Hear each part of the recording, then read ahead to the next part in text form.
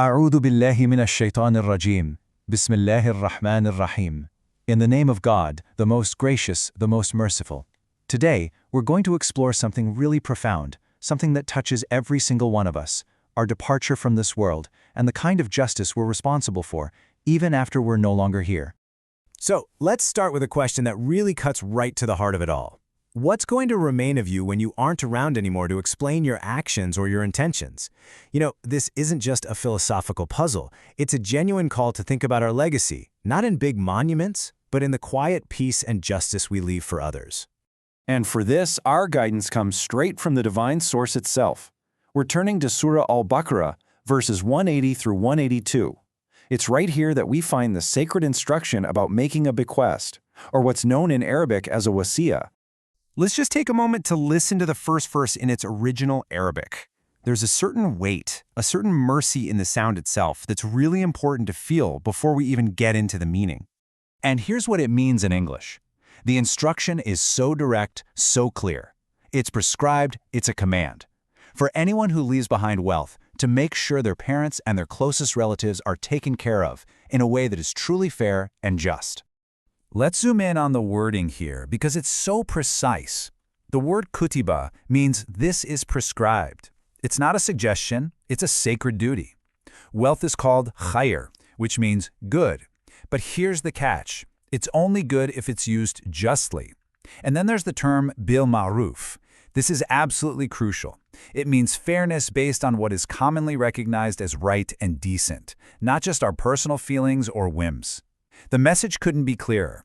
We have to get this sorted out before our time is up. Okay, so the next verse takes it a step further. It talks about the absolute sanctity of this final testament. Listen to the gravity in these words. So once a final wish is made clear, changing it is a serious sin.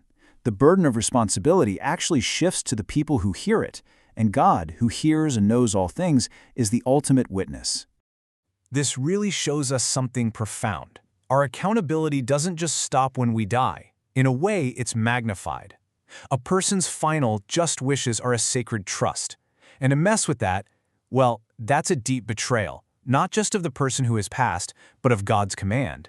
But you might be wondering, what if the will itself is unfair? What if there's bias? Well, the Qur'an, in its infinite wisdom and mercy, gives us a path for that too.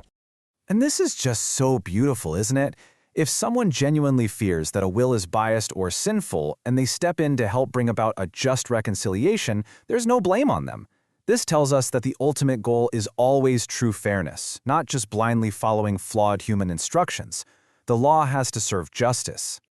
Now, this guidance really unfolds in two layers. There's the obvious legal instruction, but beneath it there's a much deeper spiritual meaning.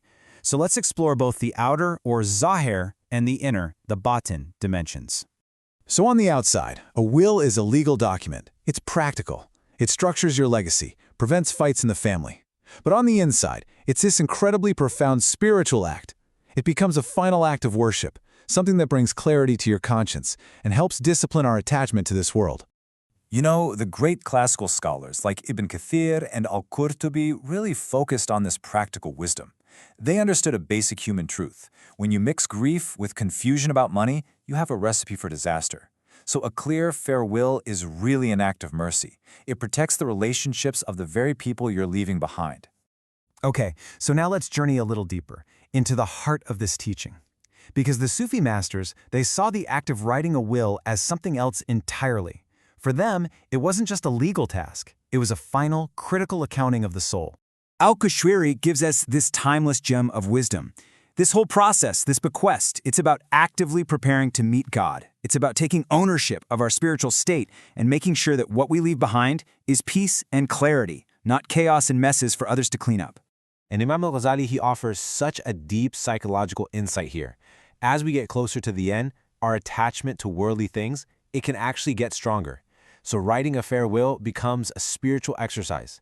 It forces us to look that attachment in the eye and consciously let it go, to finally accept that none of it was ever really ours to begin with. Ibn Arabi reminds us that our actions, they have a life of their own. They create ripples that continue long after our physical bodies are gone. A just bequest sends out ripples of peace and balance. An unjust one sends out ripples of bitterness and conflict. Our responsibility keeps going, even when our breathing stops. And what is just so remarkable is how this ancient spiritual guidance aligns perfectly with what we're only now figuring out through modern psychology.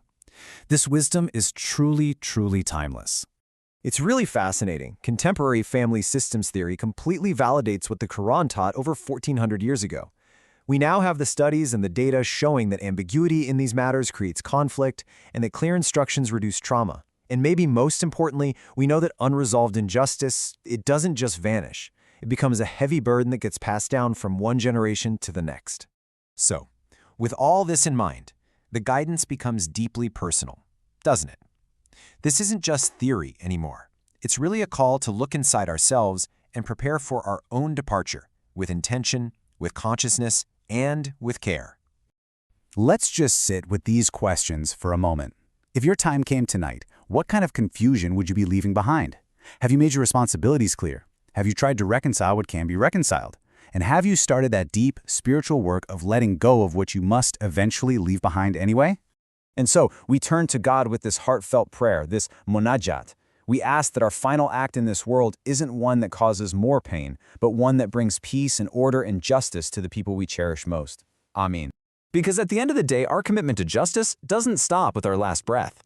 A truly just life is one that ends with a just and peaceful departure, making sure our legacy is one of harmony, not one of discord.